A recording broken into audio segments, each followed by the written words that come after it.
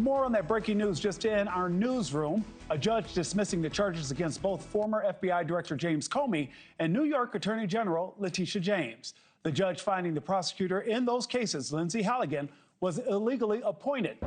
Hey, good afternoon, Nick. This ruling just coming down from this judge here in just the last few minutes, dismissing both these high-profile prosecutions against both James Comey and Letitia James, was unlawfully appointed. So this ruling at its core really has nothing to do with the actual merits of these criminal allegations against Comey and James, whether it be the lying to Congress allegations against James Comey. All right, I need everyone to pay very close attention to what I'm about to tell you, because a federal judge just dropped a ruling that is absolutely devastating for President Trump. And I don't mean a little bad. I don't mean a minor setback. I mean, this ruling opens the door to Trump's worst possible outcome.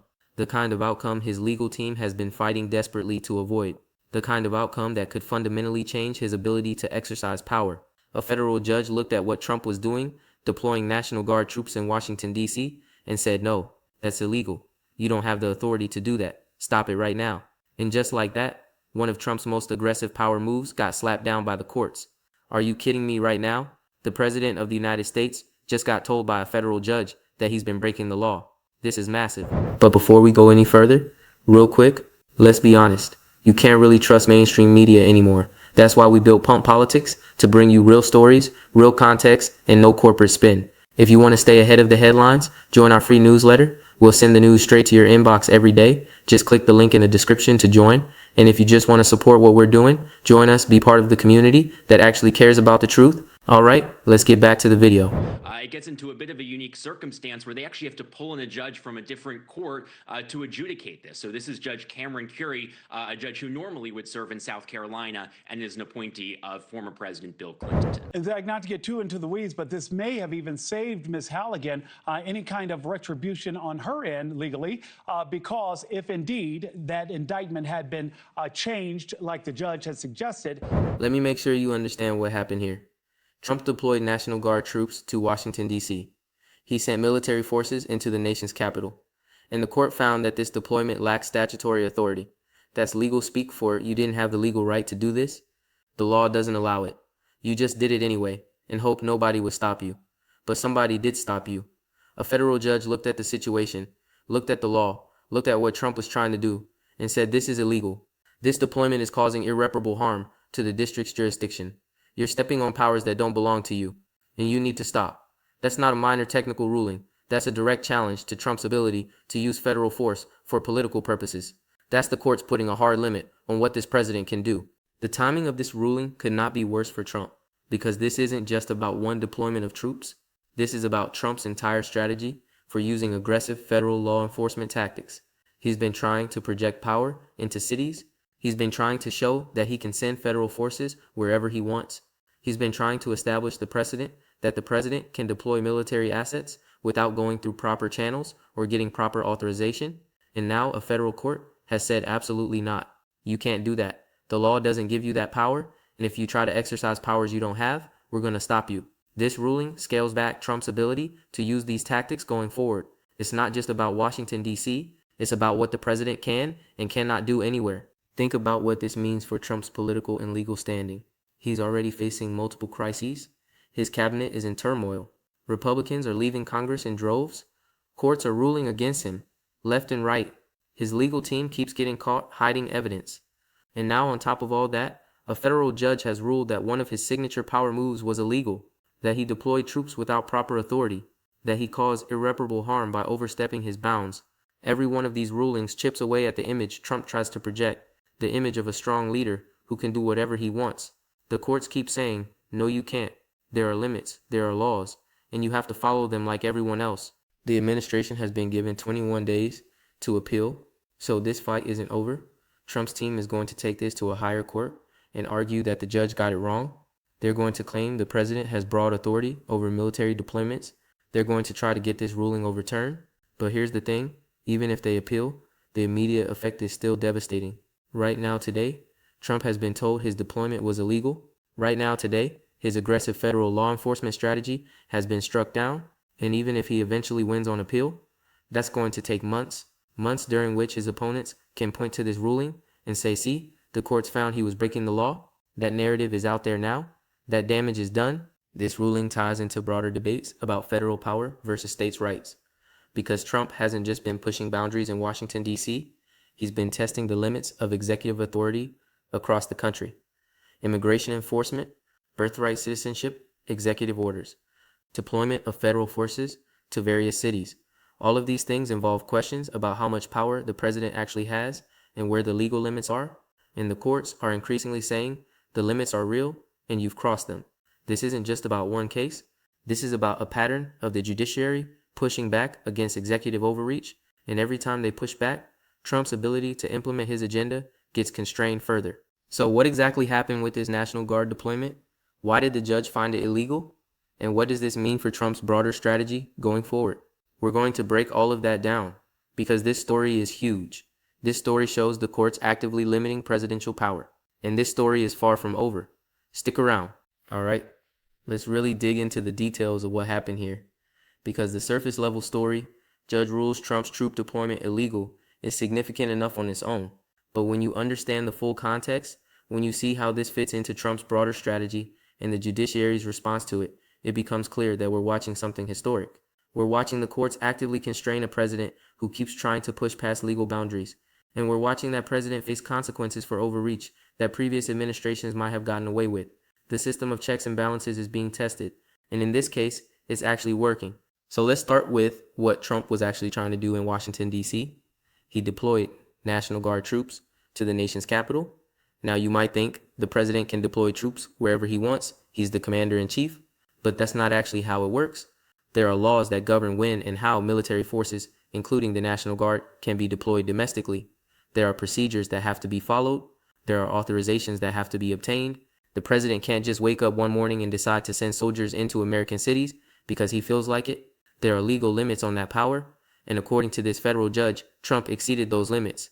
He deployed troops without proper statutory authority. He just did it without going through the proper legal channels and hoped nobody would call him on it. The court's finding that the deployment lacks statutory authority is particularly damaging because it's not just saying Trump made a procedural error that can be easily fixed. It's saying he didn't have the legal power to do what he did, period. The statute doesn't authorize it. The law doesn't permit it. He acted outside his lawful authority. That's a fundamental problem. That's not something you can fix by filing different paperwork or getting a different sign-off. If the statutory authority doesn't exist, then the action is illegal. And illegal actions by the president are exactly the kind of thing that courts are supposed to stop. That's what separation of powers means. That's what judicial review is for. And that's what happened here. The ruling found that the deployment caused irreparable harm to the district's jurisdiction. This is an important legal concept. In order to get an emergency ruling like this, you have to show that the harm being caused is so serious and so immediate that it can't wait for a full trial. You have to show that if the court doesn't act right now, the damage will be permanent. The judge found that standard was met here. The deployment was actively harming the District of Columbia's ability to govern itself. It was stepping on powers that belonged to local authorities. It was disrupting the normal functioning of the nation's capital. And every day it continued. The harm got worse. That's why the judge ordered it stopped immediately. Not after months of litigation, but now. This ruling is part of a broader pattern we've been seeing throughout Trump's second term. The courts are pushing back over and over again. The tracker of legal challenges to Trump administration actions shows case after case where judges have found problems, actions ruled arbitrary and capricious, procedures not followed, statutory authority lacking, constitutional boundaries crossed. It's not just one judge with an agenda. It's judges across the country, appointed by presidents of both parties, looking at what this administration is doing and saying, no, that's not legal. The pattern is unmistakable, and it tells us something important about the limits of executive power, even for a president who doesn't like limits. The connection to Trump's broader law enforcement strategy is crucial to understand, because this deployment wasn't random. It wasn't just about Washington, D.C. It was part of a larger effort to project federal power into cities, particularly cities that Trump sees as problematic. He's been talking about using federal forces for immigration enforcement. He's been talking about cracking down on crime in ways that might require military or quasi-military deployments. He's been testing the boundaries of what he can do without going through Congress or getting proper authorization. And now the courts are telling him those boundaries are real. You can't just deploy troops wherever you want. You can't just override local authorities because you feel like it. There are laws, there are limits, and you have to respect them. The timing of this ruling is particularly significant, given what else is happening politically. Trump is heading into the 2026 midterm cycle with his party in disarray. Republicans are leaving Congress. His approval ratings are struggling. Legal challenges are piling up. And now a federal court has ruled that one of his signature tough guy moves was illegal. That's not the narrative Trump wants going into an election season. He wants to be the strong leader who takes decisive action. But the courts keep saying, your decisive actions are illegal. Your tough guy moves violate the law. Your attempts to project power exceed your authority. Every ruling like this undermines the image Trump is trying to project. Let me talk about the 21-day appeal window because that's going to be the next phase of this fight. The Trump administration has 3 weeks to file an appeal, and you can bet they're going to use every one of those days. They're going to argue that the president has broad authority over military deployments. They're going to argue that the judge misread the relevant statutes. They're going to try to get a higher court to overturn this ruling and let the deployment continue. Maybe they'll succeed, maybe they won't. But here's what's important to understand. Even if they eventually win on appeal, the immediate damage has been done. The ruling is out there. The finding that the deployment was illegal is part of the public record. Trump's opponents can cite it. Journalists can reference it. Voters can factor it into how they think about this administration. The appeal might change the legal outcome, but it can't erase the political impact of the initial ruling. The states' rights implications of this case are going to resonate far beyond Washington, D.C., because if the federal government can deploy troops into the nation's capital without proper authority, what's to stop them from doing the same thing in any state or city? What's to stop them from overriding local law enforcement wherever they want? The principle at stake here isn't just about DC's specific jurisdiction. It's about the balance between federal power and state sovereignty that's supposed to be protected by the Constitution. It's about whether the president can unilaterally send military forces into American communities without going through proper legal channels. The judge's ruling says no, there are limits, and those limits matter. That's a precedent that applies everywhere, not just in the District of Columbia. The political messaging around this ruling is going to be intense. Democrats are going to hammer on this relentlessly. They're going to say, look, even the courts agree that Trump is breaking the law. They're going to say he's out of control. They're going to say he doesn't respect legal limits on his power. And they're going to connect this to all the other rulings that have gone against him, creating a narrative of an administration that keeps getting slapped down by judges because it keeps overstepping.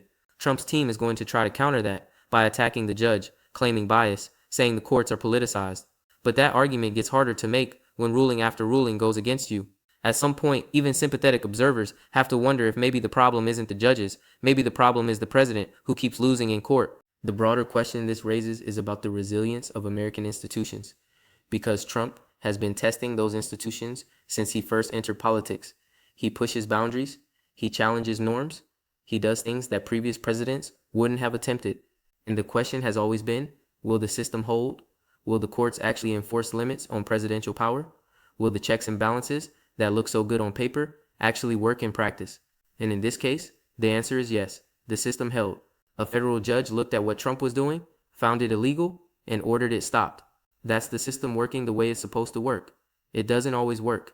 It doesn't always hold. But in this case, it did.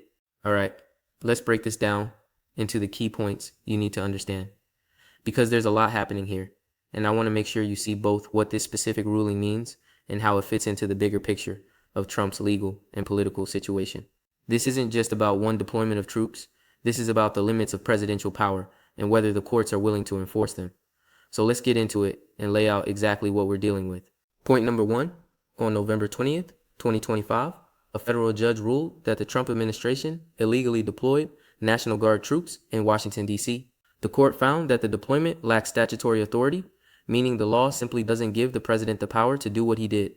This isn't a close call or a matter of interpretation. The judge looked at the relevant statutes and concluded that Trump exceeded his legal authority. The deployment was ordered stopped immediately. This is a direct judicial rebuke of presidential action, the kind of check on executive power that the Constitution is supposed to provide, and it happened. The system worked. The court said no. Point number 2, the court found that the deployment caused irreparable harm to the District of Columbia's jurisdiction. This is significant because it explains why the judge acted so quickly and decisively. In order to get this kind of emergency ruling, you have to show that the harm is so serious it can't wait for normal legal processes. The judge found that standard was met. Every day the troops remained deployed, the district's ability to govern itself was being damaged. Local authority was being undermined. The normal functioning of the nation's capital was being disrupted. The harm was ongoing and getting worse. That's why the judge ordered immediate relief, rather than letting the case drag on for months while the deployment continued. Point number 3, this ruling scales back Trump's ability to use aggressive federal law enforcement tactics going forward. Because this wasn't just about Washington, D.C., this was about Trump's broader strategy of projecting federal power into cities and localities without going through proper channels. He's been testing the limits of what he can do unilaterally. He's been pushing to see how far he can go before someone stops him. And now a federal court has stopped him. The precedent this sets applies beyond just this one deployment. It sends a message that there are legal limits on presidential power and the courts are willing to enforce them. That constrains what Trump can do in the future, not just in D.C., but everywhere. Point number 4, this ruling comes at the worst possible time for Trump's political standing. He's already facing multiple crises. His cabinet is in chaos. Republicans are leaving Congress. Courts are ruling against him on multiple fronts. His legal team has been caught concealing evidence. And now a federal judge has found that one of his signature power moves was illegal. Every one of these setbacks chips away at the image of strength and control that Trump tries to project. He wants to be seen as the decisive leader who gets things done. But the courts keep telling him, you can't do that. It's not legal. You have to stop. That's not the narrative of a strong leader. That's the narrative of a president who keeps running into walls. Point number 5, the Trump administration has 21 days to appeal this ruling, setting up a legal showdown in the higher courts. This fight isn't over. Trump's team is going to argue that the judge got it wrong. They're going to claim broad presidential authority over military deployments. They're going to try to get this ruling overturned, and maybe they'll succeed. Higher courts sometimes reverse lower court decisions, but here's what's important. Even if they win on appeal, the immediate political damage has been done. The ruling is public. The finding that the deployment was illegal is part of the record. Trump's opponents can use it. Voters can consider it. The appeal might eventually change the legal outcome, but it can't erase the fact that a federal judge found Trump was breaking the law. That's out there now. That can't be taken back. Point number 6. This ruling ties into broader debates about federal power versus states' rights that could influence voter sentiment in the 2026 midterms, because the principle at stake here matters to people across the political spectrum. Conservatives who believe in limited government and states' rights should be concerned when a president deploys troops without proper authority. Liberals who worry about executive overreach should see this as validation of their concerns, and independents who just want government to follow the rules should take note that the courts are finding Trump keeps breaking them. This isn't a purely partisan issue. It's about fundamental questions of how power should be exercised in our system, and those questions resonate with voters of all stripes. So what happens next? Well, there are several things to watch for in the coming weeks. First, watch the appeal. Trump's team has 21 days to file. They're definitely going to use that time. They're going to make their best arguments for why the judge got it wrong. They're going to try to convince a higher court to overturn the ruling. The appeals court decision, whenever it comes, will determine whether this immediate victory for Trump's opponents becomes permanent or gets reversed. Second, watch whether the troops actually leave, because court orders are only as good as their enforcement. Will the administration comply with the ruling while the appeal is pending? Will they try to find workarounds or argue for a stay? How they respond to the order will tell us a lot about how much respect they have for judicial authority. Third, watch the political messaging. Democrats are going to use this ruling extensively. They're going to make it part of their narrative about Trump and the rule of law. They're going to connect it to all the other court losses and legal setbacks. They're going to paint a picture of a president who keeps getting told he's breaking the law. Trump's team is going to try to counter with claims of judicial bias and political persecution. The battle over how this ruling is perceived by voters is just beginning. Fourth, watch for more rulings, because this isn't the only legal challenge to Trump's executive actions. There are cases working their way through the courts on immigration enforcement, on spending freezes, on various other administration policies. If those rulings follow the pattern we've been seeing, there could be more defeats coming, more constraints on what Trump can do, more evidence that the courts are willing to push back. The broader significance of this ruling is about the health of American democracy, because the system of checks and balances only works if courts are willing to enforce limits on presidential power. It only works if judges are willing to say, no, that's illegal. You have to stop. For years, there have been concerns that the system might break down, that presidents might push so hard that the courts would cave, that the limits would become theoretical rather than real. But this ruling shows the system can still function. A federal judge looked at what Trump was doing, found it exceeded his legal authority, and ordered it stopped. That's checks and balances in action. That's the Constitution working as designed. It's not perfect. It doesn't always happen, but it happened here. This ruling also matters for how Trump is perceived. heading into the next election cycle, because voters don't just evaluate presidents on policy outcomes, they also evaluate them on whether they seem to respect the law, whether they seem to operate within proper bounds, whether they seem to understand that being president doesn't mean you can do whatever you want. And Trump keeps failing that test. Court after court keeps finding that he's exceeded his authority. Judge after judge keeps saying he's broken the law. That pattern shapes how people think about him. It shapes whether they trust him with power. It shapes whether they want to give his party more seats in Congress. The cumulative effect of all these rulings, including this one, is to paint a picture of a president who doesn't respect legal limits. And that picture has electoral consequences. All right, that's the breakdown. That's everything you need to know about the federal judge's ruling against Trump's National Guard deployment and what it means for his presidency. This story is going to keep developing. There's going to be an appeal. There are going to be more legal battles. There are going to be more attempts by Trump to test the limits of his power and more attempts by courts to enforce those limits. And we're going to be here covering all of it. Make sure you're subscribed so you don't miss anything. Hit that notification bell. Share this video with people who need to understand what's happening with presidential power in the courts right now, because this matters. This has consequences, and you're going to want to see what happens next. This is far from over.